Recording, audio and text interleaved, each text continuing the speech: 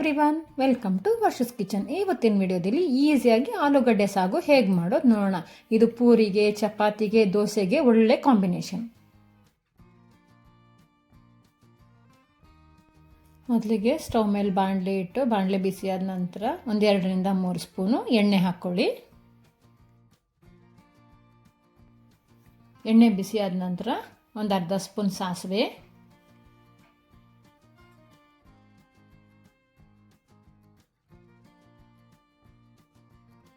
ಸಾಸಿವೆ ಸಿಡ್ದಾದ್ಮೇಲೆ ಒಂದೆಳೆ ಕರಿಬೇವಿನ ಸೊಪ್ಪು, ಉದ್ದಕ್ಕೆ ಕಟ್ ಮಾಡ್ಕೊಂಡಿರೋವಂಥ 4-5 ಹಸಿಮೆಣಸಿನ್ಕಾಯಿ.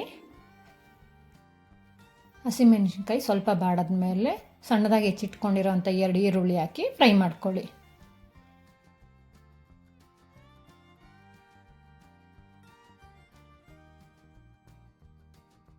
ನಾನಿಲ್ಲಿ ಈರುಳ್ಳಿ ಬೇಯೋಕ್ಕೆ ಒಂದು ಸ್ವಲ್ಪ ಉಪ್ಪು ಹಾಕ್ಕೋತಾ ಇದ್ದೀನಿ.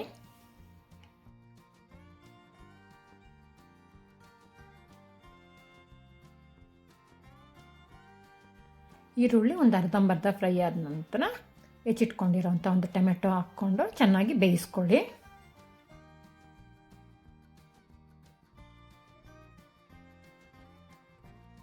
ನೋಡಿ, ಈರುಳ್ಳಿ ಟೊಮೆಟೊ ಬೆಂದಿದೆ. ಇಷ್ಟು ಮಾತ್ರ ಬೆಂದರೆ ಸಾಕು. ಇವಾಗ ನಾನು ಮೊದಲೇ ಬೇಯಿಸಿ ಸ್ಮ್ಯಾಶ್ ಮಾಡ್ಕೊಂಡಿರೋಂಥ 3 ಆಲೂಗಡ್ಡೆ ತೊಗೊಂಡಿದ್ದೀನಿ. ಇಲ್ಲಿ ಚೆನ್ನಾಗಿ ಹಿಸುಕೊಂಡು ಅದನ್ನು ಈ ಮಿಶ್ರಣಕ್ಕೆ ಹಾಕಿ ಚೆನ್ನಾಗಿ ಕಲಿಸ್ಕೊಳ್ಳಿ.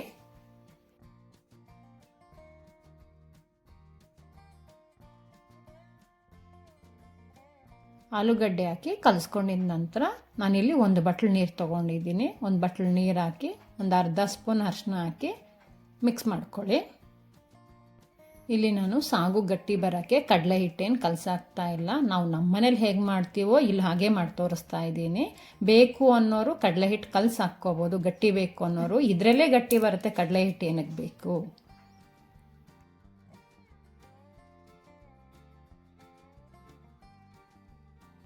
ಸಾಗು ಸ್ವಲ್ಪ ಬೆಂದಮೇಲೆ ನನಗೇನೋ ಗಟ್ಟಿ ಅನ್ನಿಸ್ತು, ಅದರಿಂದ ನಾನಿಲ್ಲಿ ಸ್ವಲ್ಪ ನೀರು ಹಾಕ್ಕೋತಾ ಇದ್ದೀನಿ. ಸ್ವಲ್ಪ ನೀರು ಹಾಕ್ಕೊಂಡು ಇವಾಗ ಉಪ್ಪು ನೋಡ್ಕೋಬೇಕು. ಆವಾಗಲೇ ನಾನು ಈರುಳ್ಳಿ ಬಾಡಿಸೋಷ್ಟು ಉಪ್ಪು ಹಾಕಿದ್ದೆ. ಇವಾಗ ರುಚಿಗೆ ತಕ್ಕಷ್ಟು ಉಪ್ಪು ಹಾಕ್ಕೊಂಡು ಕಲಿಸ್ಕೊಳ್ಳಿ. ಲಾಸ್ಟಿಗೆ ಸ್ವಲ್ಪ ಕೊತ್ತಂಬರಿ ಸೊಪ್ಪು ಹಾಕ್ಕೊಂಡು ಕಲಿಸ್ಕೊಂಡ್ರೆ ರುಚಿಯಾದಂಥ ಆಲೂಗಡ್ಡೆ ಸಾಗು ರೆಡಿಯಾಗಿದೆ. ಮನೇಲಿ ಒಮ್ಮೆ ಟ್ರೈ ಮಾಡಿ.